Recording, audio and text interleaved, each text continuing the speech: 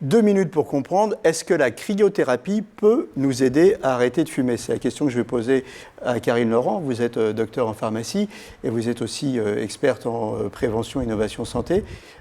C'est une nouvelle technique pour arrêter de fumer? Ça marche, ça? Alors, c'est une nouvelle technique, oui et non. Alors, je suis d'autant plus convaincue que je développe un programme sur la réduction et arrêt du tabac avec le Centre Olympe Santé à Antony. Vous fumez, vous? Non, je ne fume pas. Ah bon. Mais par la cryothérapie, qu'est-ce qui va se passer? Tout simplement, vous allez, par des paliers de température, descendre la température corporelle de votre corps.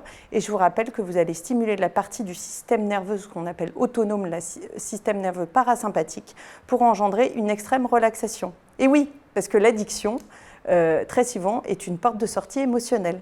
D'accord. Donc je vais être relaxé, et Voilà. comme je vais être super relaxé, je vais moins avoir envie de fumer. C'est ça le mécanisme? Alors, le mécanisme, c'est déjà de faire descendre l'individu au niveau émotionnel, les voir aussi en entretien motivationnel, en face-face, et bien le positionner, de le dire qu'il le fait avant tout pour lui et non pas pour les autres.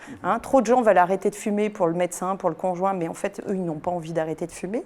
Et puis, le troisième élément, c'est aussi de pouvoir substituer le geste, le manque du geste. Et ça, j'emmène les gens faire de l'activité physique, du bungee pump, vous vous souvenez, les bâtons, pour réapprendre aussi à respirer, reprendre une posture correcte et pallier, notamment avec ce bâton de bungee pump, le manque gestuel de la cigarette. Il y a des petits patchs de nicotine quand même? Et bien évidemment, ils sont Parce substitués. qu'ils sont accros à la nicotine. Avant Voilà, on explique aussi toute la cinétique d'arrêt du tabac et notamment j'insiste beaucoup sur la phase deuxième effet qui se coule, ce que j'appelle cette phase à 1 mois où les personnes sont euphoriques parce qu'elles ont arrêté de fumer, mais malheureusement, il y a tout un tas de symptômes anxieux et dépressifs qui revoient le jour et c'est là où il y a le risque majeur d'échouer dans l'arrêt du tabac et avec une substitution à un bon dosage. Voilà, arrêter de fumer, c'est pas simple. À chacun de trouver sa méthode. Celle-là peut en être une.